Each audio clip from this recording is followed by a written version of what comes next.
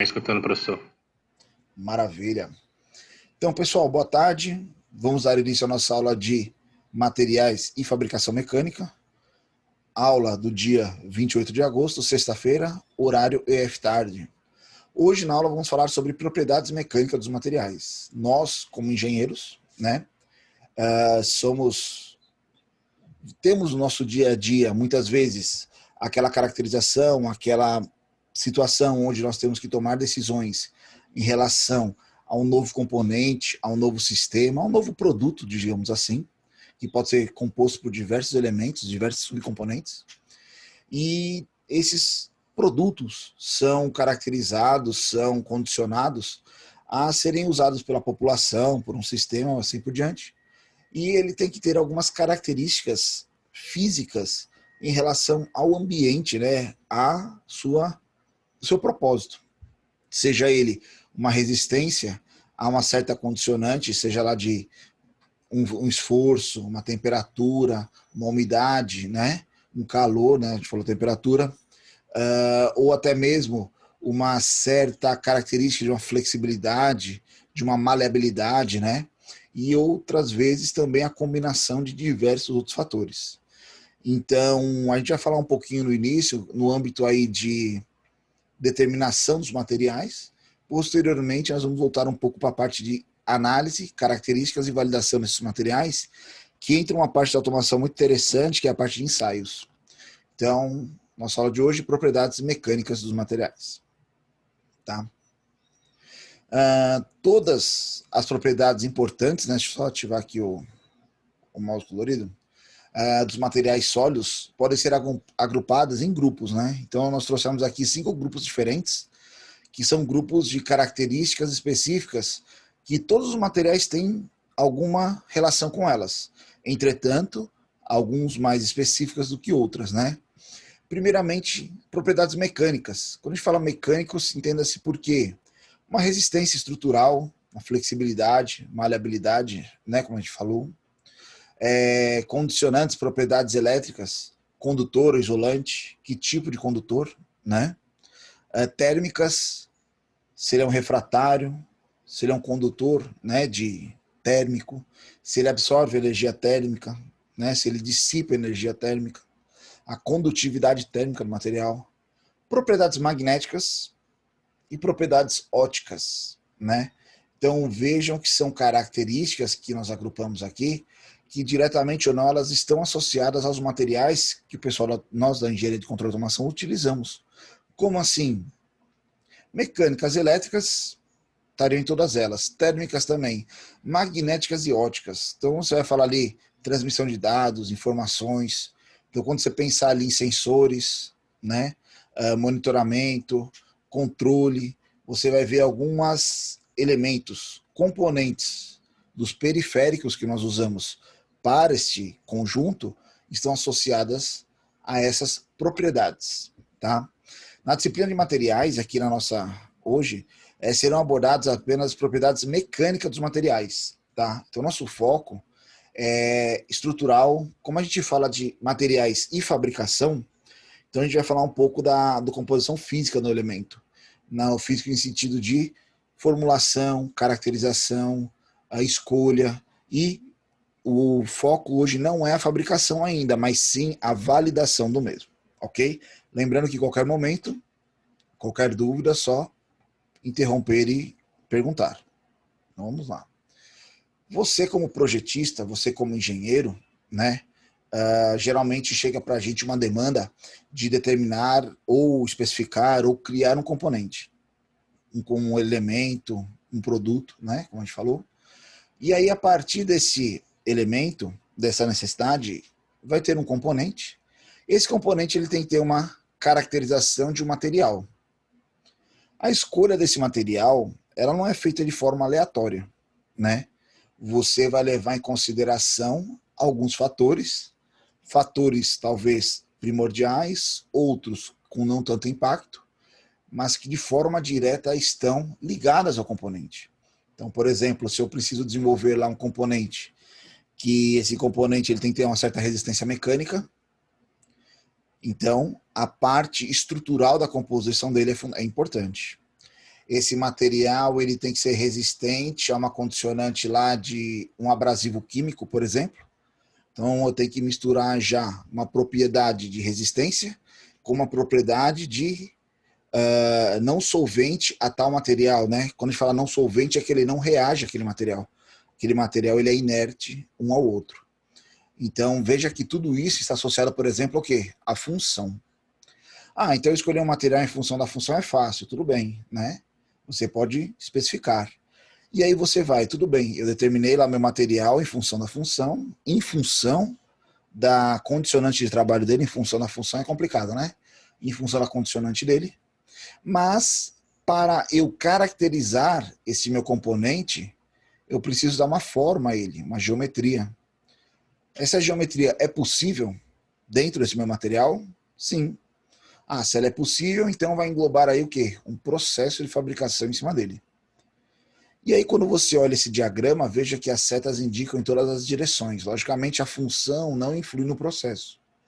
Mas, dependendo do material, ele influi diretamente na função, no processo e na forma. O processo influi diretamente na forma e no material, né? E a função determina lá tanto o material quanto a forma. Ou seja, elas estão interligadas. Interessante ver que a função e a forma são variáveis externas no sentido do projeto, né? Elas são condicionantes que a gente vai levar em consideração, mas que vai determinar ali a escolha do material e o processo. Quando você olha aqui, você tem um subconjunto aqui, ó, entre material e processo. Esse é o determinante do valor do seu produto, né? Então é aqui que você vai ter o custo aí da sua matéria-prima. É interessante falar sobre esse diagrama, porque a gente acha que às vezes isso não acontece, né? Porque é muito fácil criar um produto. Na verdade, não. Muitas vezes ele é fácil você pensar, especificar, né? Então você recebe uma demanda lá, geralmente as demandas elas vêm como, né? De um problema, de uma necessidade, né? De uma otimização, ou porque alguém quer, seria necessidade, né? Podemos falar assim. E aí ele tem uma função específica, e aí você pensa, pô, o material tal atende, eu sei a função, ok, mas eu não tenho o processo aqui na minha região. Como assim? Dependendo do processo, eu preciso entrar em contato com outra região, com empresa especializada, e talvez isso impacte diretamente aí aonde, ó. Ali não tá o pontinho vermelho aí, ó, que tá fixo agora, no custo do meu projeto. Então hoje, por exemplo, o pessoal da controle de automação, vocês falando sobre dados, né? Podemos falar de comunicação entre periféricos aí na indústria. Então hoje na indústria você fala muito sobre velocidade de informação, pacote de dados. Então você tem periféricos lá que já trabalham com o princípio de fibra ótica, né, para a comunicação entre si. Isso já está no dia a dia das fábricas. Mas não é qualquer pessoa que trabalha com fibra ótica, né? Você gerar um cabeamento de fibra ótica, eu gerar meus conectores lá, né? Fazer a minha divisão. Se eu tiver alguma avaria nesse meu cabo, se eu puder reparar ele ou não, como que vai ser, veja que isso impacta no custo. Logicamente, a função que eu preciso transmitir dados, ela atende. A forma que eu vou transmitir, não só em geométrica, mas em velocidade e tamanho de pacotes, é fenomenal. Eu escolho lá meu material, mas o meu processo pode ser um empecilho, né? Pode ser o gargalo aí do meu projeto. Então entenda que a escolha do material não pode ser feita somente em função da escolha do processo empregado na fabricação do produto. Custo, peso, geometria, durabilidade, dentre dezenas de outros fatores, também são fatores fundamentais para a escolha do seu projeto. Então, quando você pensar assim, eu tenho um sistema que ele é limitado em espaço.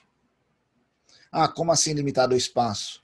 Eu tenho lá uma cápsula, um sistema, um conjunto, um elemento, eu estou desenvolvendo um produto que dentro desse habitáculo, desse case, desse pacote, eu tenho que inserir tantos elementos a fim de gerar tal requisito. E aí ele pode ser um fator fundamental, o espaço. Pensei no sistema lá, ele cabe, mas ele está gerando alguma fonte de energia, tem muito eletrônico ali próximo, e isso gera calor. Opa, então meu fator agora também é, né, a questão da dissipação de calor. E assim vai caminhando. Veja que a gente está falando um pouquinho de projeto, mas entenda que tudo está ligado à escolha do material, à consequência do material, né? Então a gente vai puxar mais para esse viés de materiais hoje, ok?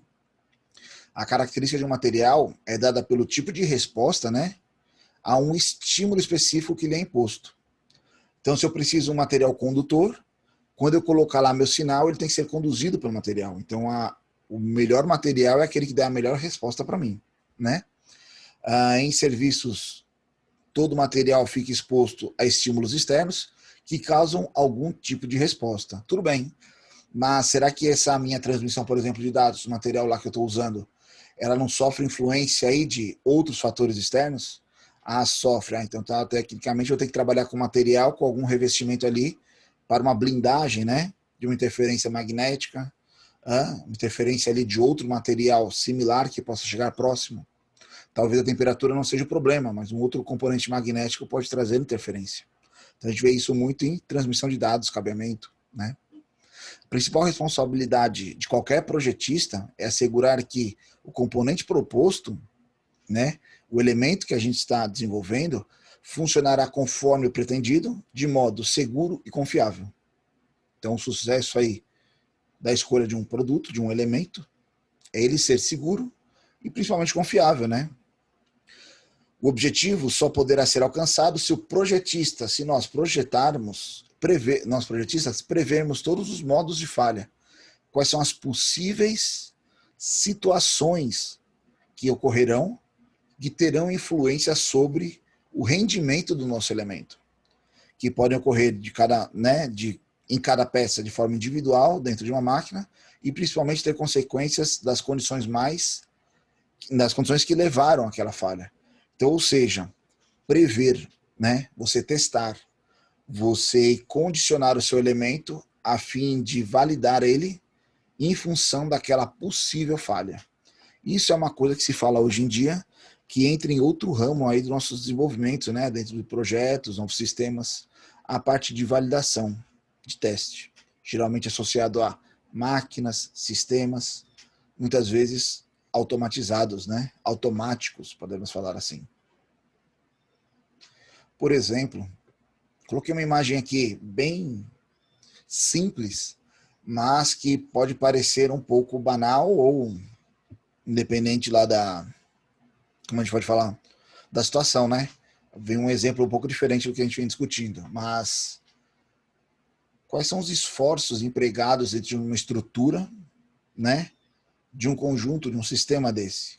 Então, quando você olha aqui, eu posso prever algumas condicionantes, mas talvez venha uma que não foi prevista lá, alguma variação, alguma caracterização que o meu material não resista. Muitas vezes as grandes falhas, as grandes catástrofes que a gente fala, né? A aula passada a gente trouxe alguns exemplos disso. Elas vêm de um ponto ou que não foi dado atenção ou que passou despercebido, né? Então aqui a gente tem um exemplo de um material aplicado aonde ele sofreu um colapso. Esse colapso pode ter sido influenciado por N fatores, não só pela resistência do material, mas, por exemplo, uma condicionante de distribuição de energia de carga, ou material que foi carregado e que fragilizou uma certa região interna lá e levou ao colapso externo, né?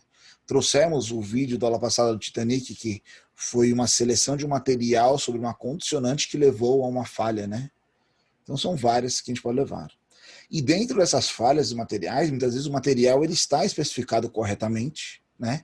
Ele está dentro das caracterizações que normalmente é usual aquele material ser aplicado, mas o processo de fabricação pode acarretar em uma variável não controlável pelo projetista. Então vou voltar esse vídeo aqui, ó. Imagine lá você pensar num eixo de um motor, um eixo comum, qualquer tipo de eixo, que ele tem uma certa geometria, uma certa resistência, mas ele chegou num ponto durante o processo de fabricação dele que ele teve uma dureza tão elevada que essa dureza, ao ponto de ele receber um estresse momentâneo, um pico de colapso que a gente chama, né? Ele vem a fraturar. Opa, um instante, o que foi? Ele vem a fratura. Veja que ele não amassa, ele quebra. né? Ó. O problema é só na exibição aqui, mas vai dar certo. Então aqui, tecnicamente, poderia ter um material, é o mesmo material, mas colocado sobre uma condicionante de processo de fabricação aqui, desse uma maleabilidade a ele, em vez de ele quebrar, ele amassar. Ah, mas o cara que operou errado lá o processo de fabricação, talvez não, talvez ele não tenha controle sobre o processo de fabricação, né? Ou ele não tenha lá um controle da matéria-prima dele. E aí a resultante pode ser um problema muito sério. Imagine aí o custo ou a consequência de um eixo desse aplicado a um equipamento, a um componente aí que pode levar uma falha, levar perda de vidas humanas, interromper algum processo de fabricação, acabar com algum ciclo, alguma cadeia produtiva aí em função de um tipo de falha desse elemento. Então veja que são diversas consequências, né? Todas associadas ali ao material.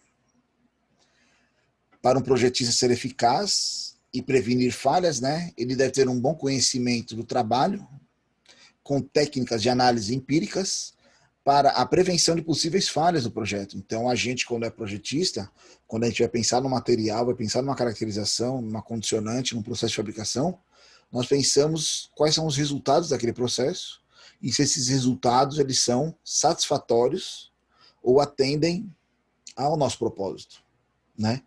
Antes de que a máquina seja construída, né? Essas previsões devem ser transformadas em seleção de material, determinação na forma, estabelecendo as dimensões de cada peça, para garantir a operação segura, confiável, não só momentânea no teste, mas ao longo da vida útil do componente, né?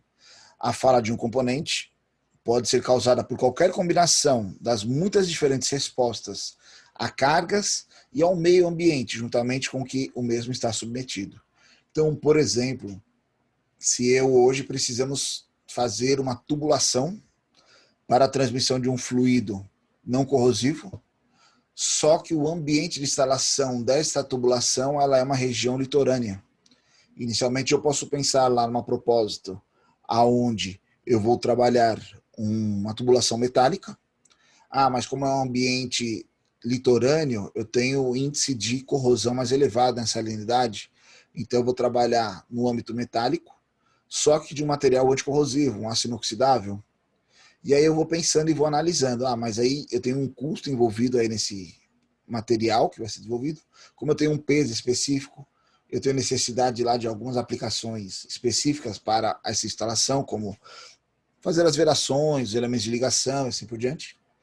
E será que talvez minha proposta não caberia um polímero, um tubo aí de um material compósito que tivesse as mesmas resistências à abrasão, né, em função do fluido lá não ser abrasivo, em função de influências externas aí, como salinidade, maresia, e assim eu ter o mesmo sucesso de um produto talvez muitas vezes mais leve, mais fácil de ser manuseado. Veja que a resposta, né, dessa pergunta, ela não é apenas uma. Isso que diferencia, muitas vezes, um projetista de outro, um engenheiro de outro, um projeto de uma empresa para outra, né? Quem busca as informações, quem vai atrás, acaba gerando um melhor resultado, digamos assim. Trouxe um exemplo para vocês aqui muito simples, e não está diretamente ligado à nossa área, mas veja que é uma coisa que não foi, um ponto de vista que não foi analisado e gerou uma consequência, né? Então eu coloquei aqui, ó, o homem quis brincar de mãe natureza e decidiu introduzir um predador. O que acontece? Na ilha de Fernando de Noronha, devido ao aumento do turismo, né, utilização da ilha, geração de lixo, começou a ter uma praga de roedores, na verdade rato, né? E é um problema geralmente de regiões litorâneas, e numa ilha é pior ainda, né? Porque ele não tem para onde fugir, ele é cercado por água, se ele vive naquele ambiente, ele se prolifera ali naquele ambiente. E aí o que aconteceu? Para resolver esse problema, né, o homem aqui quis introduzir um predador, o lagarto Tchel, que é esse senhor aqui. Mas esqueceu de um detalhe, né? Eles nunca se encontraram. Vou explicar isso para vocês. Em laboratório, em testes, esse lagarto, o alimento favorito dele era o roedor. Uma coisa muito interessante de roedor, para vocês terem uma noção, quando você está numa cidade e anda pela rua durante o dia, seja uma capital, um interior, se você vê um rato à luz do dia, é caracterizado que aquele ambiente tem até 11 ratos por habitante. Agora, se você anda numa cidade à luz do dia e você não vê um rato, né, é considerado que aquela cidade tem 7 ratos por habitante. Então é uma praga presente aí no âmbito, né, das grandes metrópoles, cidades, regiões de concentração de pessoas, acúmulo de lixo. E aí o que eles fizeram? Pô, tem um lagarto aqui, altamente adaptável ao ambiente, questão climática, né? E que o prato predileto dele é um roedor em laboratório. E aí colocaram eles lá em conjunto, né, para trabalhar dentro da ilha. Soltaram alguns lagartos lá para fim de caçar os roedores. Mas esqueceu de um detalhe. Eles nunca se encontram, porque os horários são complementares. O tiaú lagarto é um animal diurno, né, ele tem aquele sangue frio que a gente fala, então ele trabalha durante o dia, ele precisa da luz do sol para se aquecer e trabalhar, que se aquece com o sol. E o rato, ele é um animal noturno. Então, ou seja, quando o lagarto está descansando, o rato está trabalhando. E quando o rato vai descansar, o lagarto vai trabalhar. O que explica o pensador José Roberto. Os tiaús também aqui, então, quando está em atividade, um e outro descansando. Explica o pesquisador, tal, que fala aqui. Os lagartos também se multiplicaram e transformaram o paraíso em uma das aves, um ambiente infernal. Como assim? Já que o lagarto passava durante o dia acordado lá andando e não encontrava rato para se alimentar, mas no laboratório ele comia rato. Lógico, o rato era levado até ele, né, para ele se alimentar. Ele precisou procurar uma outra fonte de alimentação. E ele começou a comer o quê? Ovos de andorinha e gaivota. Como consequência, acabando ter uma, digamos assim, uma escassez, né, como se ela tivesse entrado em extinção. Aves na ilha, porque o lagarto começou a comer os ovos dos ninhos. Consequentemente, o rato continuou trabalhando, seu volume lá não teve nenhum problema, e esse lagarto inserido para um protesto acabou gerando outro problema. Então veja que muitas vezes você fazer uma análise, essa sua análise, até que altura ela tem que ir, até que ponto ela tem que ser testada, até que ponto ela tem que ser validada. Hoje, por exemplo, estamos vivendo uma pandemia. Se você pegar os infectologistas, né, as pessoas associadas a essa parte de criação de vacinas, eles falam que essa vacina desenvolvida para a situação que estamos vivendo nesse curto período de prazo de tempo, né, pode não ser eficiente. Como pode ser também. Veja que talvez não tenha tempo aí de testes, de efeitos colaterais a longo prazo, caracterizações, né? Então é um dilema que a gente vive aí em diversos âmbitos e áreas do nosso dia a dia. Pessoal, tá dando mais ou menos para vocês entenderem a proposta? Eu sei que pode parecer um pouco disperso, um pouco eclético, mas vamos chegar lá onde a gente quer ainda, ok? Ok, professor. Tranquilo. Por exemplo, né, uma falha pode ser induzida pela deformação sofrida pelo componente durante sua utilização, a progressão de uma trinca, né, devido a um carregamento variável, em um meio de ambiente abrasivo. Então, muitas vezes, você consegue induzir a condicionante no seu material e, dessa forma, gerar a análise, fazer ali a interpretação de qual vai ser o resultado como consequência, né, daquela forma. Para isso, podemos citar, né, alguns tipos de falha que os materiais sofrem. Então, qualquer característica de algumas, vejam que todas estão associadas mais ao aço, tá? Deformação induzida por temperatura, né? Seja ela elástica, seja ela plástica, né? É uma falha que ocorre sempre que a deformação elástica recuperável de um componente de máquina é causada por imposição de cargas ou temperaturas de operação. Escoamento, né? É a falha que ocorre quando a deformação plástica não recuperável de um componente causa devido às cargas impostas ou movimentos.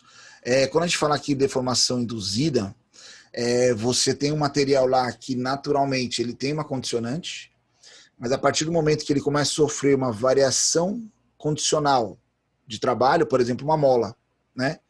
Já escutaram falar aquele exemplo de mola cansada? Como se fosse a fadiga? A gente vai falar de fadiga já já. Mas com o tempo que aquele material vai trabalhando, ele vai sofrendo ali algumas deformações, e ele vai perdendo algumas propriedades. Ao longo do tempo, ele pode vir a falhar de uma forma mais fácil, mais propícia à falha, devido à fadiga. Essa fadiga pode ser também térmica. Como assim? Um material que geralmente você aquece, esfria diversas vezes, chega um momento ali que ele não tem mais propriedades, resistência mecânica, ele vem a falhar. Ele não vai falhar porque ele não aquece, mas ele pode quebrar, trincar, romper, né, que a gente fala. Ruptura, ó, é a falha que ocorre quando a deformação plástica de um componente de máquina que apresenta um comportamento dúctil, né? Dúctil, ele tem uma certa caracterização de resistência, mas pouco maleável. É conduzido ao extremo, de modo que o componente se separe em duas ou mais partes. Então, a ruptura, você vê ali que ele tem uma certa maleabilidade, né? Ele apresenta ali alguma característica de flexibilidade, mas chega um momento que ele vem ao colapso, né? A ruptura. Então ele nem avisa que vai quebrar, ele acaba rompendo, separando, falhando. Fadiga, né? Como a gente falou, ó, pode ser cíclica, térmica por impacto ou corrosão. Fadiga por corrosão, vou explicar para você já já. Em termos geral, aplicado à separação repentina, né, ou catastrófica de um componente de máquina em duas ou mais partes, como resultado da aplicação do quê? De cargas ou deformações variáveis por um período de tempo. Então, durante um tempo, aquele material recebeu uma carga térmica, como a gente falou, aquece, esfria, ou permanece aquecido durante muito tempo, né? E impacto, choque, então toda vez ele vai recebendo um choque até que uma hora ele rompe. E quando a gente fala de corrosão, fadiga por corrosão, entendam um material metálico que é colocado numa região abrasiva, vou falar aqui uma região litorânea, por exemplo, e ele vai recebendo aquela salinidade, ele vai correndo até o momento que ele quebra. Então ele quebra aí devido ao tempo de exposição, ele cansa, ele fadiga em relação àquela condicionante. E isso, pessoal, não é só corrosão em função de maresia, salinidade. A gente vê muitas vezes tubulações industriais que acabam falhando, vazando, né, em função do produto químico que passa lá dentro. Então, por exemplo, hoje em dia você trabalhar com soda cáustica, algumas usinas usam, né, para limpeza, ou várias caracterizações, ela é corrosiva para alguns tipos de aço. Então tem tubulações de aço inoxidável lá que se você passar a soda cáustica dentro dele, de tempos em tempos ele vai perder geometria, material, uma hora ele pode vir a rasgar, furar, vazar. Geralmente se usa o quê? Tubulação de plástico, né? Um plástico específico. O armazenamento em caixas também, né? Até plásticas, assim por diante. Corrosão. Então a gente falou aqui de corrosão, a gente usa até o exemplo aqui, né, de fadiga por corrosão, mas a corrosão ela pode ser biológica, química ou por cavitação também. Química é a salinidade, tá? Biológica é a reação natural a um elemento, né? Então você tem um agente biológico ali que influi em cima do seu material. Por exemplo, podemos falar madeira. Pode ser gases, né? Gases que saem de algum... Gases, interessante, né? Tem vários fatores aí que podem influenciar. Cavitação já é uma condicionante em função de máquinas de fluxo, por exemplo. Vocês já devem ter visto, muitas vezes, algum vídeo, alguma cena, filme, muitas vezes, que o mergulhador está embaixo d'água, passa um barco e fica um rastro de, tipo uma linha de ar, né? Onde passa a hélice, por exemplo, né? Parece uma bolhazinha de ar que fica lá, uma helicoide. Aquilo ali, na verdade, é uma região de vácuo, não tem ar ali. A velocidade é tão grande que acaba separando o material e fica um vácuo. E quando esse vácuo, essa energia para, esse vácuo retorna o material, esse impacto da água naquela região vai degradando ela, consequentemente é a cavitação, né?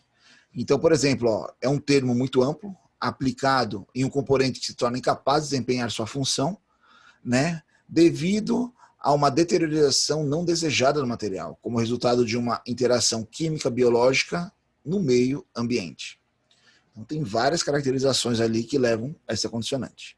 Desgaste, né? Ó, corrosão, abrasão, impacto, deformação. É uma mudança cumulativa nas dimensões de forma não desejadas, causada pela remoção gradual de partículas discretas da superfície, usualmente ocasionadas por ação mecânica. Então, por exemplo, tudo bem que a pastilha de freio ela usa, né, para se desgastar ali para frear o carro, mas ela vai se desgastando, né? Ou seja, é condicionante, ela acontecer esse desgaste, a gente troca ela. Como também existem outros elementos que desgastam com o tempo, né? Que talvez não tinham sido especificados para trocas ou mudanças em função do desgaste, mas que no dia a dia vão se desgastando. Componentes, hoje em dia muitos eletrônicos, né? Principalmente materiais aí que dão origem ou uma tela, uma parte luminosa, alguma caracterização que o material vai perdendo as propriedades. Hoje, por exemplo, placa fotovoltaica, ela tem uma vida útil. Por quê? Porque a célula lá, né, que gera, né, o carregamento, ela vai perdendo propriedade ao longo do tempo, vai se desgastando, chega um momento que ela não tem mais o rendimento desejado. Ok? Impacto, né, ó. O impacto, eu gosto de trazer exemplos sempre meio fora da linha de raciocínio, mas, por exemplo, o impacto pode ser um choque mecânico mesmo, né? Uma batida, mas também pode ser um choque térmico, né? É a falha que ocorre quando o componente é submetido a carregamentos não estáticos que produzem não estáticos que produzem na peça tensões ou deformações de tal magnitude a modo que o componente não é mais capaz de desempenhar sua função. A falha é causada pela interação de ondas de tensão ou deformação geradas pela aplicação de carregamentos dinâmicos repentinos. Então veja que é uma descrição bem genérica, mas há um exemplo aqui muito interessante aqui embaixo. Ó. O processo de fabricação também pode influenciar diretamente na resistência dos componentes.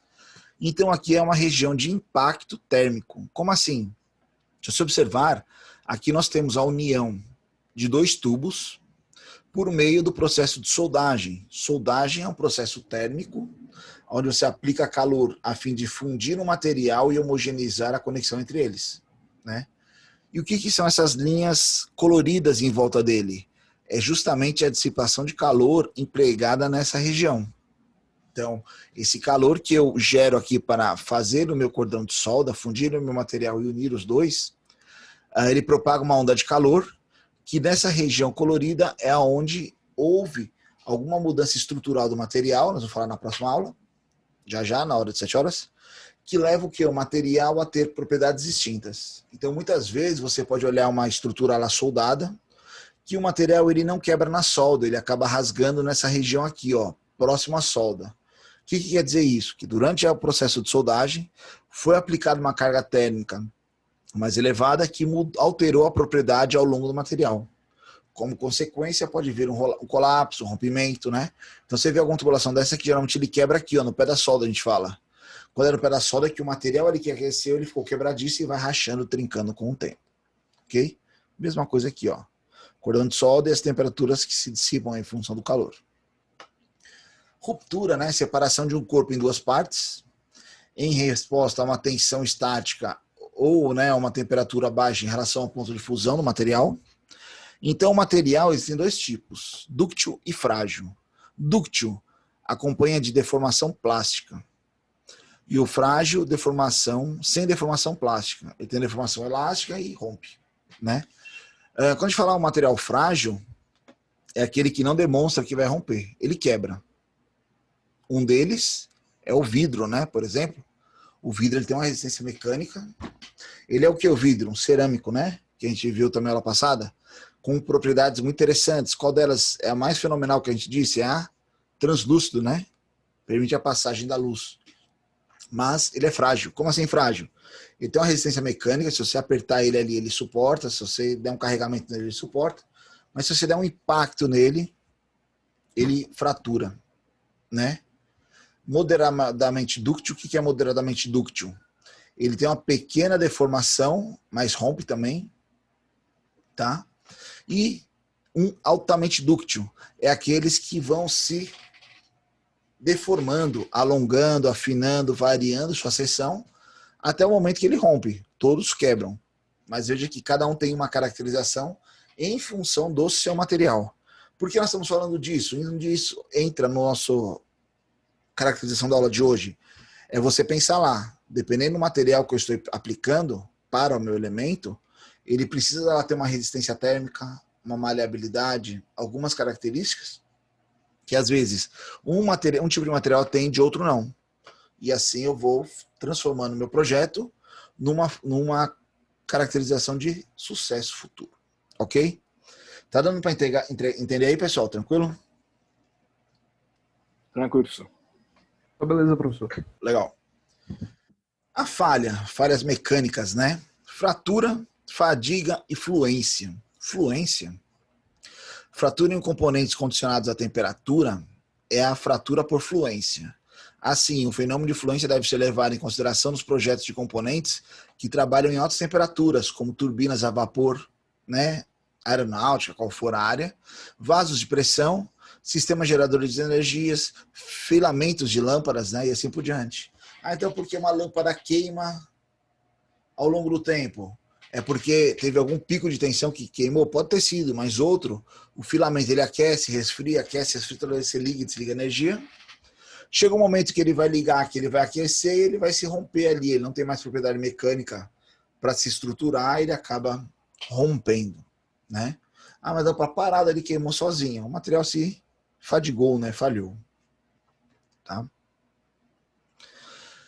Daí, preciso fazer um projeto, tenho mais ou menos uma noção de quais são as possíveis falhas desse meu projeto, mas como caracterizar essas falhas? Como eu posso validar se meu projeto suporta aquilo ou não? É possível se verificar as propriedades dos materiais por meio de experimentos de laboratório, condicionados para que ocorra a situação desejada, onde o material é induzido a sofrer de forma intensa e controlada esforços que poderão ser ocasionados ou ocasionar uma falha.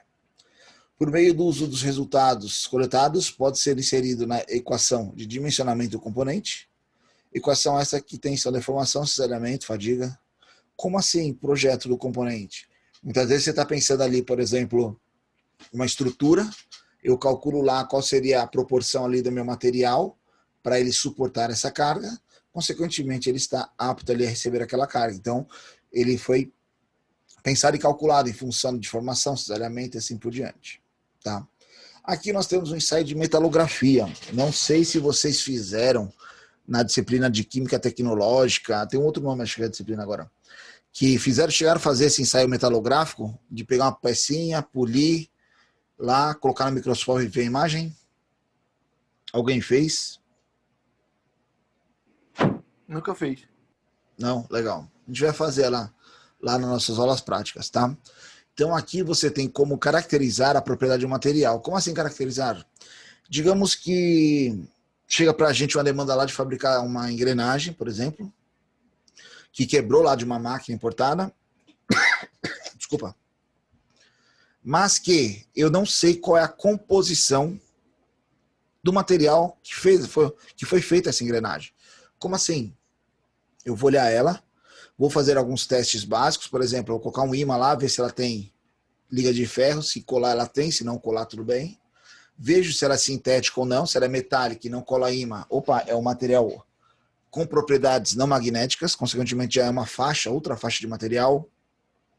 Posso testar ali algumas características dos ensaios de dureza, né? E de impacto, assim por diante. Como também eu posso ir para a metalografia. Eu vou pegar uma parte dela, tá? Vou polir, levar para o microscópio e analisar a estrutura interna daquele material e assim determinar qual é a característica daquele material. Futuramente nós vamos falar sobre tratamento térmico e aí nós vamos ver também dentro dessa área a caracterização que, eu estou vendo aqui uma estrutura de material, mas é diferente do meu que eu tenho aqui agora. Tudo bem. Mas será que se eu aplicar algum tipo de tratamento, elas vão ficar iguais em relação uma, né, a quebrada com a nova e assim desempenhar a mesma função, né? Então tem vários fatores aí que podem ser desenvolvidos. Dentre outros, existe uma linha de pesquisa, um campo, né, de atuação chamada de ensaios mecânicos, né? E os dois são classificados de duas formas. Os primeiros deles, os EDs, que são ensaios destrutivos, e os END, END, que são ensaios não destrutivos. O que caracteriza como destrutivo ou não destrutivo? O ensaio destrutivo é aquele que, após a realização do mesmo, ele inutiliza aquela peça. Ou seja, ela é descartada. Às vezes, um ensaio destrutivo é aquele que você tem que cortar a peça no meio para pegar uma amostra, cortar uma região, tá? Isso leva a uma caracterização de destrutivo.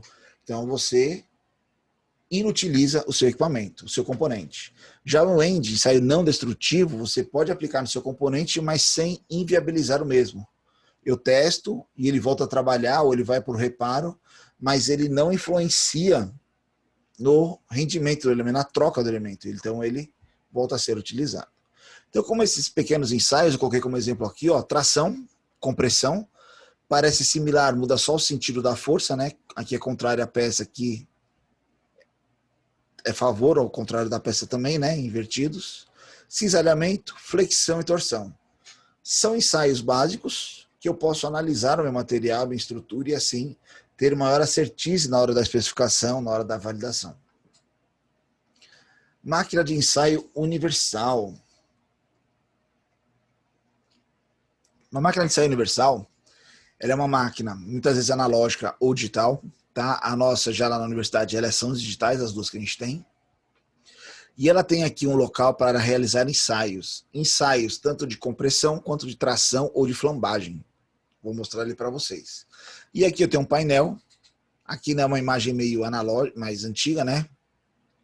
E aí eu posso mostrar para vocês um painel que você tem os parâmetros, coleta os dados, informações, em função com o condicionamento ou resultado, né, que essa peça me gerou em função das, que a gente pode falar assim, dos ensaios, né, dos parâmetros utilizados. O ensaio de tração, né, o ensaio de tração podem ser medir diversos alongamentos correspondentes aos critérios de carga axial aplicados a uma barra, né, a essa barra. A tensão de ruptura do corpo, né? A tensão normal aplicada deve ser determinada para qualquer valor de carga.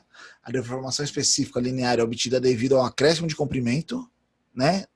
Do comprimento inicial da prova, do corpo de prova, na verdade. Então, vejo que tem uma região de engaste, tem aqui a região de ensaio. Tá vendo que tá tendo uma estricção? O que é estricção? É esse afinamento aqui nesse ponto, onde tá o ponto vermelho aí. Ali ele já mostra o ponto que vai chegar ao rompimento. Por que ele chegou ao rompimento? Ele não rompeu por completo. Coloquei mais para frente essa foto. Mas ele já tem alguma caracterização aqui de quebra, né, de algumas coisas, de ligamentos, quebra de algum material de resistência, que vai provocar a ruptura, a falha do elemento. Isso aqui é um ensaio destrutivo, mas é um corpo de prova padrão para a realização do ensaio. Mas se fosse uma vareta, por exemplo, lá, uma barra, um componente de uma máquina, se ele rompesse, ele seria inutilizado. Ou seja, um ensaio de tração é um ensaio destrutivo. Ok? Professor, Opa, pode falar. Mas digamos, a maior finalidade desse ensaio de tração é ver a resistividade da peça, né? Isso, a resistência. Então eu faço esse ensaio e verifico até onde é a maior tração e faço esse de ponto, né? Então, exatamente. Isso, bacana. Legal. Okay, aí obrigado. Isso pode ser aplicado a quê? Olha, são vários fatores, né? Eu posso ter um material lá que eu desconheço, digamos assim, e aí eu vou aplicar o ensaio para ver qual a resistência dele, e aí eu vou pegar esse dado e selecionar um material similar, como também eu posso ter um elemento projetado por nós, e eu tenho que garantir que ele chegue àquela resistência, né? E aí eu posso fazer um ensaio para ele romper e demonstrar lá, ó, a faixa de ruptura está acima do que nós especificamos para o trabalho dele, entendeu? Então tem várias formas de você caracterizar e validar esse material, tranquilo? Vamos lá. Durante o ensaio, você pode retirar diversas informações, tá? Então esse gráfico aqui, ó, é um gráfico que eu vou mostrar já para vocês. Deixa eu mostrar o ensaio e aí depois a gente volta para falar o gráfico. Esse gráfico que mostrou ali, ele vai se fazer aqui, ó, tá? Então aqui é a região de ensaio, está sendo uma tração entre essas duas partes, tá? Ele está um pouquinho acelerado. Veja que o gráfico começa a deitar e a mudar, tá? Por enquanto nós não conseguimos ver nada. Ele está no regime plástico já. Ele está deformando, né? Ele vai entrar no estricção, ó. Se você começar a observar um tal ponto vermelho aí, ó, ele vai começar a afinar a peça, né? Ou seja, a gente sabe que ele vai romper por ali. Olha aqui, ó, como mudou o gráfico até o ponto de ruptura. Colapso, fratura, né? Rompeu. Legal. O que isso aqui traz para a gente? Justamente este gráficozinho aqui, ó. Opa, só um instante. Tá aqui. Então tem aqui a região 1, ó, que é a região justamente elástica dele. Entendam que esse gráfico é o gráfico tensão, deformação. Tá? Então a tensão, conforme a tensão vai aumentando, olha aqui, ó, o meu regime elástico, né, ele cresce. Chega num ponto aqui, ó, que ele fica estável, o escoamento estável, ou seja, aqui é a deformação plástica, tudo isso aqui, né, mas aqui já é uma deformação plástica caracterizada. E chega um momento aqui, ó, que não importa aumentar a tensão, ele continua deformando. Chega aqui, ó, que essa deformação ela já não ocorre mais, e aí eu tenho que aumentar a tensão para que ela ocorra. Chega um ponto aqui, ó, que a tensão começa a cair. Esse momento aqui, ó, estricção, o material já perdeu resistência, a caracterização inicial dele. Ele tem uma pequena resistência ali que ainda gera a ligação, né? Mas a tensão diminui, porque a estricção aqui, né, o alongamento fica grande, ele anda mais rápido nesse momento, até vir um ponto de ruptura. Então, justamente esse gráfico aqui, ó, determina. E aí, o que eu posso analisar na minha peça? Por exemplo, dependendo do material que eu estou ensaiando lá, eu tenho aqui uma região onde eu sei qual é o limite elástico dela. Então eu sei que se eu adotar uma tensão até esse ponto, ele vai ter uma resiliência, ele vai voltar ao original sem se deformar. Ele deforma e volta, né? Região elástica, né, do material. Mas se eu vier com essa tensão já nesse ponto aqui, ó, e ele tiver um escoamento lá, ele já é plástico, ele já não retorna 100% ou não retorna mais. Aqui eu vou tendo outras variações. Eu sei que o meu material resiste até este ponto. Então, acima dessa tensão aqui, ó, ele vai romper. É conhecido. Então, esse é o limite de escoamento do nosso material. Acho que eu teria uma margem de segurança aí. E aí tem o ponto de ruptura. Esse aqui, ó, seria a tensão de ruptura dele. Mas professor, ele aguenta uma tensão maior e rompe com a menor? Sim. Ele aguenta até uma maior, só que quando ele chegar nesse ponto aqui, ele já não tem mais as mesmas propriedades. Qualquer outra tensão, ele já vai romper, tá? Então, geralmente, a gente trabalha dentro dessa zona aqui, né? Ó. Elasticidade, plástica, né? Ok? Só voltando ao ensaio aqui, para a gente ver agora com outros olhos, talvez a gente entender um pouquinho o gráfico. Então, nós estamos na região plástica aí, né? Ó. Desculpa, elástico. O gráfico ele vai começar a deitar. É que o gráfico aqui ele não está numa escala fixa, né? Ele fica variando. Ele vai dar uma deitada aqui, ó, começou. Você vê que aqui não varia tanto mais a altura, ele já está no plástico, né? Ó. Vai dar uma subidinha, que é a estricção, e aí vem ao colapso. Veja que ela começa a cair novamente. A separação, o gráfico cai. Fratura, né? Ó. Veja que a fratura é embaixo do ponto lá de resistência dele. Né? Tranquilo? E isso tudo, pessoal, tudo bem, materiais. Pô, e automação, onde ela entra aí? Isso aqui, antigamente, era feito de forma analógica. Era um mostrador lá, um ponteiro. Tanto que se eu mostrar aqui para vocês essa máquina de novo, ó, veja que era um ponteiro, que eu tinha dois marcadores. Na verdade, era um marcador e um empurrava o outro. Então, você zerava ele, né? Conforme um andava, ele empurrava o outro. Aí, quando rompia, o ponteiro caía da tensão, o marcador ficava na posição, você fazia a leitura. Hoje em dia, tudo isso é forma digital. Então, você tem as células de carga, você consegue induzir um carregamento. Esse carregamento ele pode ser não linear, né? Então, você consegue fazer um ensaio de fadiga, diversas outras caracterizações, tudo em função de um software, de uma HM, que você vai inserindo parâmetros e coletando dados, né? Então, hoje, você gerar um gráfico desse aqui é uma caracterização que fenomenal. Em função do quê? Parâmetros, né? Que você vai coletando, dados, pontos, estratégias, e assim vai gerando banco de dados aí, né? Tudo que se fala hoje, Big Data, né? O diagrama tensão-deformação varia muito de acordo com o tipo de material, né? Que pode ser resultados diferentes em vários ensaios com o mesmo material.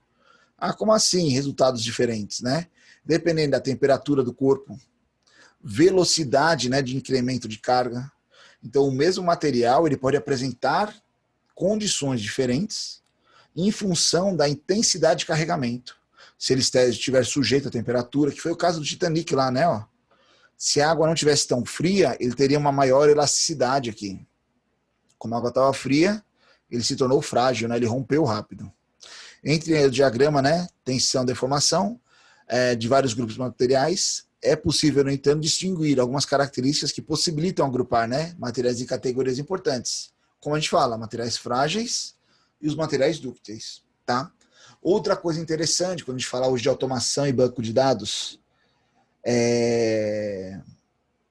por exemplo, você tem um material descaracterizado, eu não sei que material é esse, que é muito comum, e eu vou lá, realizo um ensaio de tração e ele rompe.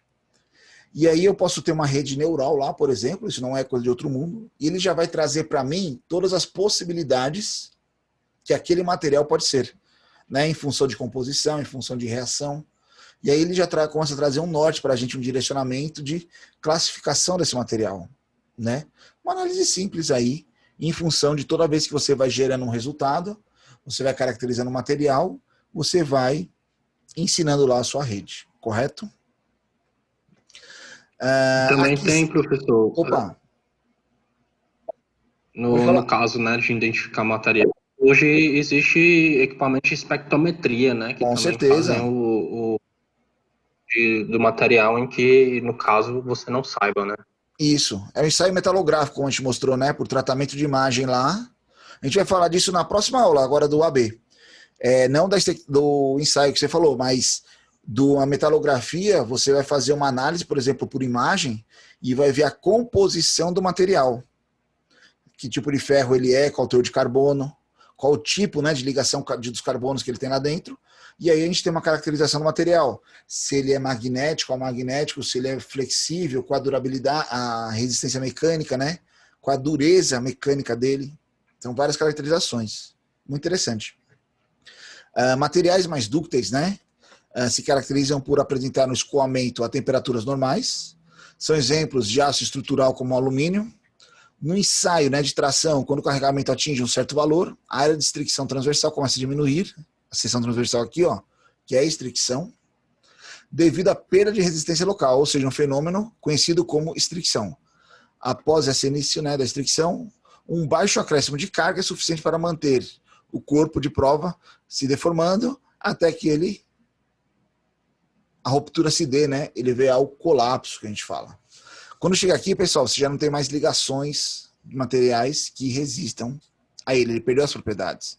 Então aqui é uma coisa muito interessante, quando a gente fala lá que quando a curva começa a descer, né, ele tem uma certa resistência, que é a tração, já que está saindo, e ele começa a perder essa resistência conforme ele vai gerando esse rompimento dos ligamentos internos, né, até ele vir ao colapso.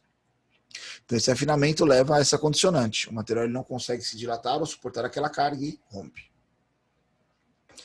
Já materiais frágeis, né, por não apresentarem escoamento, ou seja, não ocorre alteração significativa, né, da deformação, são exemplos ferro fundido, vidro, concreto, rochas em geral.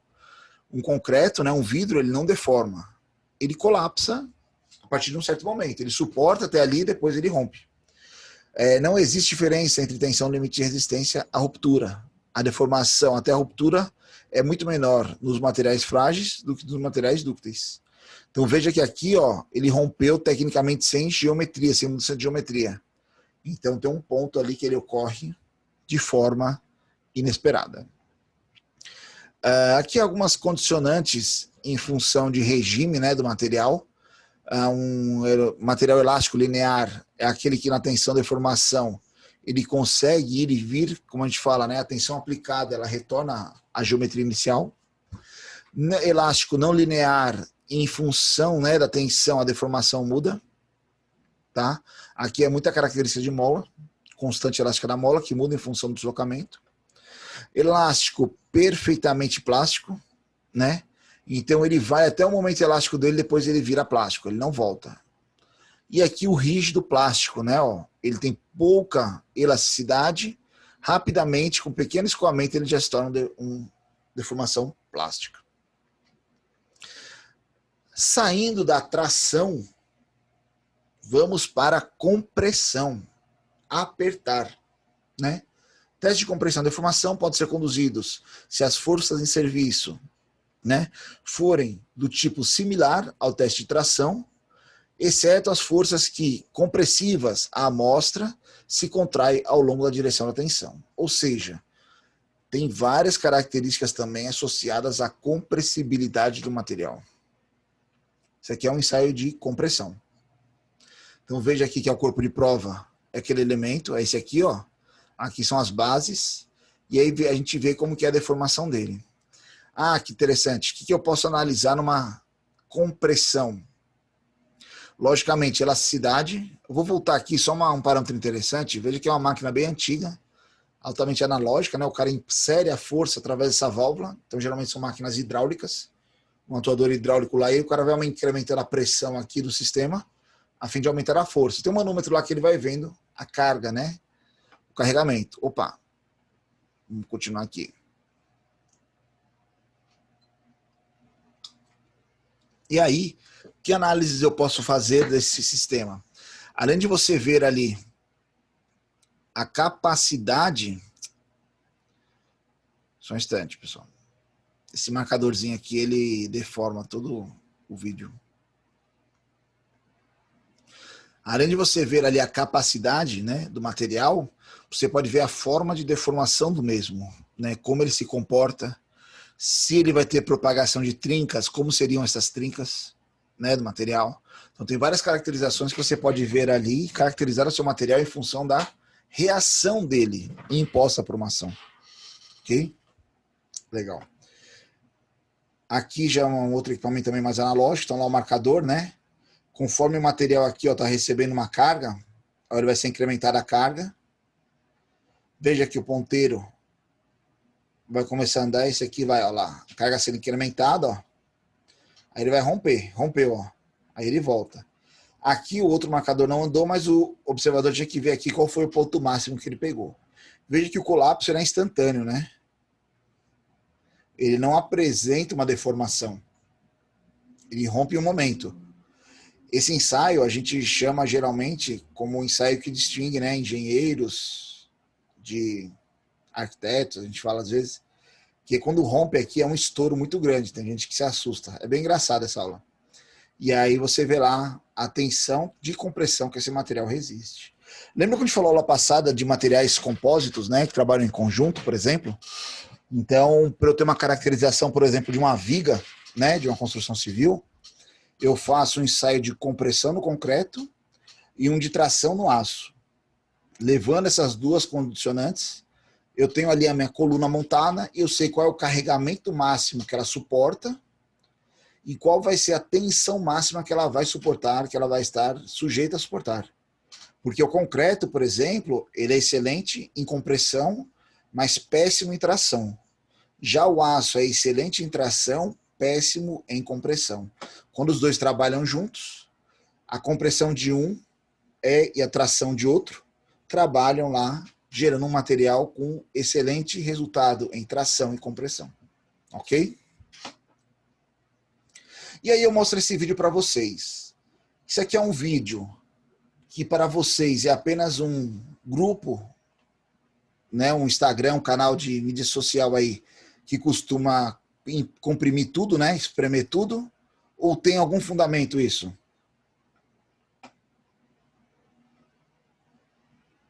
Alguém sabe me dizer?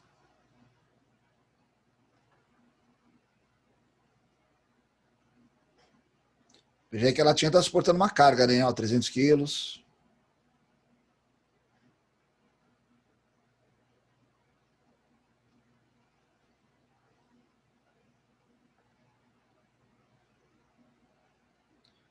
A deformação. E rompe, né? A partir do momento que ela rompe aqui, ele tem a marcação lá no gráfico dele da capacidade de carga. Vamos ver esse outro aqui, ó.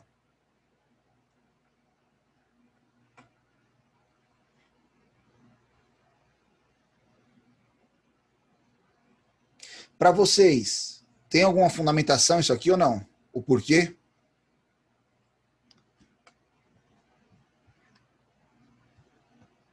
Alguém imagina aí?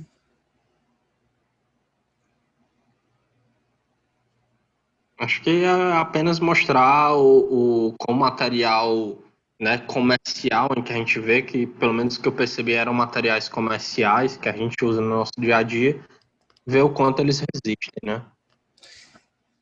Poderia, sim, mas imagine aqui, hoje nós somos a Solar BR lá, que produzimos a Coca-Cola aqui no nosso estado, e eu tenho uma demanda de produção dessa lata em função de um evento esportivo, de um show, e eu preciso produzir em massa para estocar. Quando eu vou estocar elas, qual a altura máxima que eu posso estocar ela? Não sei. Mas se eu fizer um ensaio, eu sei que este conjunto de latas suporta um empilhamento máximo aí de X pallets, por exemplo, né? Então, quando você compra lá, às vezes um produto tem uma caixa, ele vem numa caixa de papelão, uma classe de transporte, você vai ver na caixa lá, por exemplo, empilhamento máximo, lado de transporte, não pise, várias caracterizações. Por quê? Porque a gente precisa estocar esse produto. Muitas vezes, o estoque horizontal é muito caro, eu parto para o estoque vertical também, né? Ou seja, vou empilhando. Então, saber lá que qual é a resistência dessa minha lata, suporta, sem que ela deforme, né? Sem que ela perca a geometria ou venha a romper, para que eu possa determinar lá como eu estocar o meu produto. Vejam que um projetista, ele precisa dar essa informação, talvez, a fábrica precise dessa informação. E como ele vai chegar nessa informação? Né? Muitas vezes, por meio de um ensaio de compressão, ele tem lá essa resultante. Deu para entender uma lógica, uma aplicação? Ensaio de flexão ou flambagem, né? A flambagem é uma resistência mecânica de um elemento a fim de ele receber um carregamento, ceder, mas também voltar ao ponto inicial. Então veja aqui nós temos também um gráfico, né, coletando dados e informações em tempo real. E aqui eu tenho tensão, deformação, né? Então conforme a minha tensão aumenta, eu tenho aqui, ó, uma resistência. Veja que mudou aqui a linha, né, ó. Opa, ela começou agora a se deformar mais, que ela está andando, né, digamos no eixo X aqui, ó, ela está deformando mais em função do carregamento. E aí esse meu material ele vai se caracterizando em função do carregamento, né? Conforme aumenta a tensão, ele tem uma reação a esta aplicação. Olha como o gráfico já mudou, né? Vocês conseguem perceber? E vai chegar um ponto aí, ó, ele está ficando estável, né? Se você observar, ele vai ficar uma linha horizontal e vai começar a descer. Justamente aquela questão da tensão, né? O material perdeu a resistência mecânica dele. Ele está se deformando, mas com muito menos necessidade de tensão para se deformar. Ele vai começar a descer aí. Professor, uma dúvida. Pode Em falar. relação à elasticidade do material, eu analiso o gráfico de subida até o seu ponto máximo e eu sei que esse meu material, após eu tirar essa força exercida, ele volta ao normal? Exatamente. Esse é o momento elástico, né? O elástico é o momento de resiliência que a gente chama. É aquele carregamento que você aplica nele, ele tem uma flexibilidade que ele absorve essa energia e devolve essa energia voltando à sua geometria original, né? Esse é o momento elástico. O momento plástico é aquele que você recebe uma carga, se deforma, mas não volta ao ponto original. Uma coisa muito simples, por exemplo, você pegar uma carteirinha de estudante, por exemplo, né? Ela é um plástico. Se eu mexer ela aqui, ó, veja que ela tem um momento plástico, né? Ó, desculpa, elástico. Eu tensiono ela, mas ela volta, né? Ó. Eu tensiono, ela volta. Agora, se eu tensionar um pouco mais, ela vai criar aquele vincozinho que a gente fala aqui, né? Ela fica uma linhazinha meio branca, às vezes, né? Um plástico. E ele já não volta mais. Eu levei ela ao momento plástico, né? A deformação plástica. Entendeu? Tudo isso pode ser determinado por meio de ensaios. Olha aqui, ó, como a tensão começou a cair em função, né, do deslocamento. Nesse momento, olha, o material está voltando, ó. Veja como ele deformou. Ou seja, o material, ele perdeu as propriedades dele. Ele perdeu a resistência já. Ele chegou num ponto aqui, ó, porque eles pararam o ensaio. Porque a deformação só aumentava, mas a tensão já estava praticamente constante. Ou seja, ele só ia deformar, não ia resistir mais nada. Aí você tem já uma descaracterização. O material ele já passou do limite dele, né? Ele não suporta mais aquele material. Ok? Ensaio de torção. Perguntar uma coisa para vocês. Ensaio de torção. Nós colocamos umas fotos aqui no início. Só um instante, vamos chegar lá. Estava bem em cima ainda. Achei que estava mais perto. Ensaio de torção, né? Você tem um eixo lá e eu vou medir a força de torção dele. Que produto vocês acham que precisaria de um ensaio de torção? Componente, elemento? Aqueles eixos de caminhão, né? Eixo, cardan, né? Transmite potência. Um eixo de motor, legal aí, ó. O Francisco também falou, né? Justamente, existem diversos materiais que são condicionados, né, a uma situação que levam ele a ter uma flexibilidade, um momento elástico, mas qual é o ponto que ele muda para o regime plástico? Opa, se ele mudou para o regime plástico, a gente excedeu a tensão dele ali. Não que ele rompeu, mas ele se deformou. Mas ele pode chegar num ponto de romper, né? Colapso, corte, quebrar. Vejam esse ensaio, por exemplo.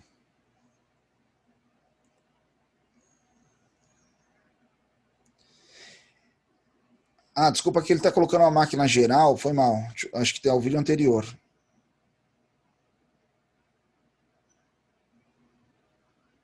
Desculpa, eu que passei errado. Aqui a flambagem, é esse aqui, ó.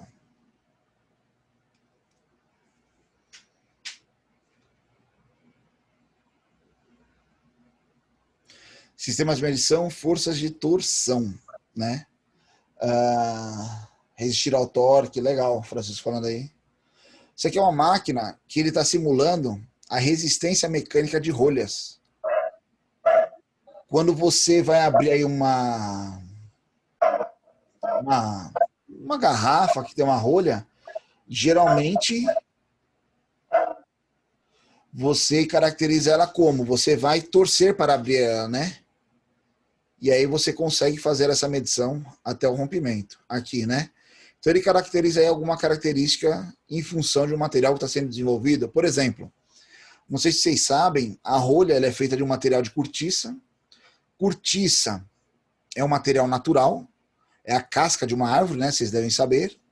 Mas a produção de cortiça no mundo, ela não supre a necessidade. Como assim? Geralmente as cortiças são feitas em alguma região da Europa, né? São os maiores produtores. Uma árvore de cortiça, ela leva 10 anos para dar a primeira capacidade de retirar ali a cortiça, mas depois de 10 anos você precisa descartar a primeira, e aí só de 2 em 2 anos você consegue tirar, né, o material para gerar as rolhas. Consequentemente, a produção de vinho, o consumo de bebidas alcoólicas não acompanham esse processo. E aí você precisa desenvolver outros materiais com as mesmas características, só que sintéticos, de compósitos, né? E aí você gera um material, desenvolve ele, tem várias caracterizações. Um deles seria a validação aí do ensaio de torção, por exemplo, né? E aí você ter lá um material que atenda à necessidade. Veja que são as áreas mais distintas, né? Ensaio de cisalhamento. Força cisalhante, né? Você tem um material que recebe uma tensão em sentidos opostos, divididas por um meio ali, uma linha, e ele rompe ali naquele ponto. Então veja aqui como... Só um instante, aqui. Aqui nós vamos fazer um ensaio de cisalhamento num eixo, por exemplo, né? Um pino, um rebite.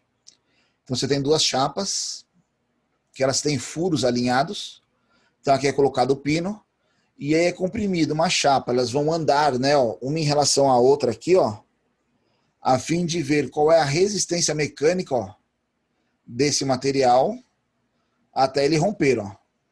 Olha lá, ele está amassando e vai quebrar. Quebrou. E aí aqui o marcador mostra pra gente a tensão máxima. Ah, eu estou fazendo lá uma estrutura metálica, já deve ter visto aquelas fotos de estrutura metálica, onde é uma chapa encostada na outra, um vaso de pressão, e eu tenho um parafuso entre elas aqui, unindo elas. Pô, uma chapa e outra, ela pode ter uma tensão, uma puxando para cada lado, e aí, será que meu parafuso não vai cortar, não vai romper? Se for, qual é o máximo que ele suporta? Posso fazer um ensaio, determinar esse máximo, consequentemente, determinar quantos parafusos eu preciso para suportar aquela minha tensão, e assim sucessivamente. Tá? Máquina de ensaios universais. O que é um ensaio universal? Ela faz tanto compressão, como tração, flambagem. Veja que existe, né, uma interface homem-máquina, um HM ali, associado às células de carga, que você faz a captação tanto da tensão quanto da compressão. E aí você vai analisando passo a passo, medindo tanto a deformação quanto a tensão aplicada.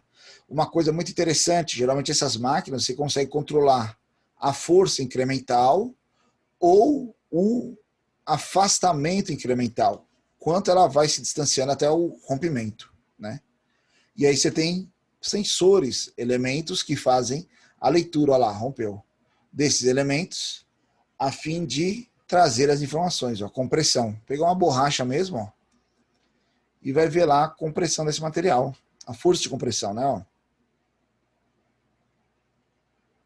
A célula de carga, ó, mandando informações direto lá para o nosso equipamento. Veja que todas essas áreas estão associadas muito à engenharia de controle e automação, né? É controle isso, pessoal. Puro controle.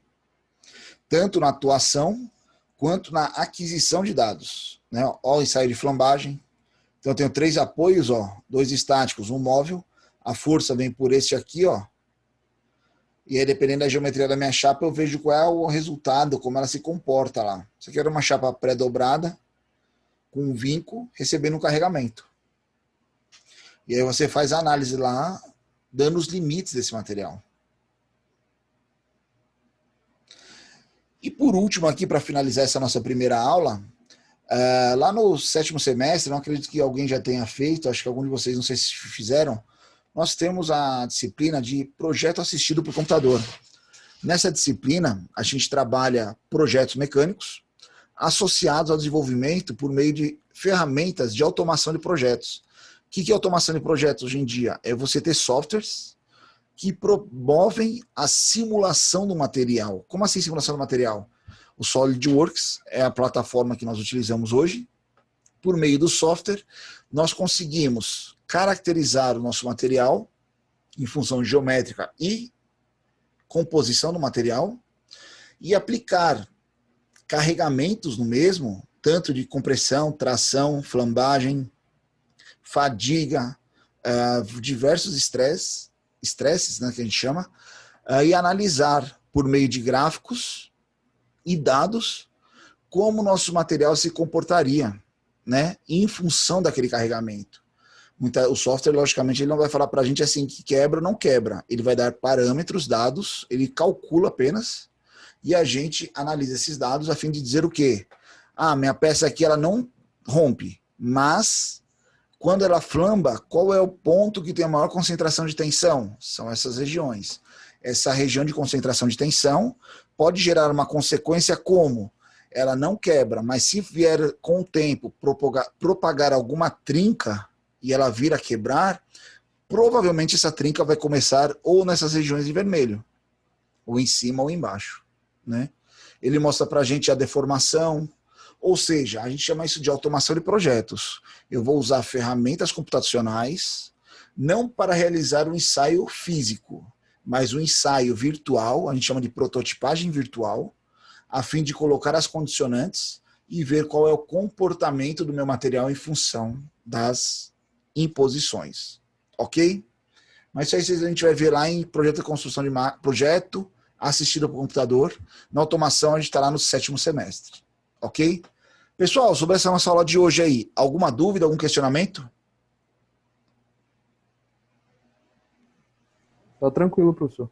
Legal. Tranquilo também, professor. Vocês conseguem enxergar que o engenheiro de controle e automação ele pode trabalhar nessa área, na caracterização desses ensaios, né?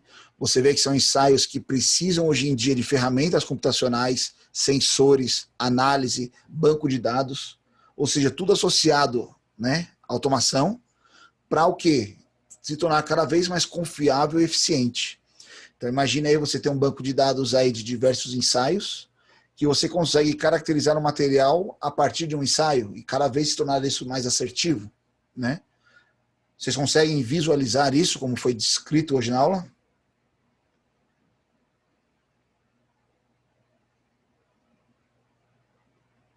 Legal. Tranquilo. Pessoal, então vamos fazer o seguinte. Em vez de a gente começar a nossa próxima aula na sequência aqui, eu vou pegar uma água ali que meu copo secou. Faltam 15 para 7. Vamos dar um intervalozinho aí de 15 minutos.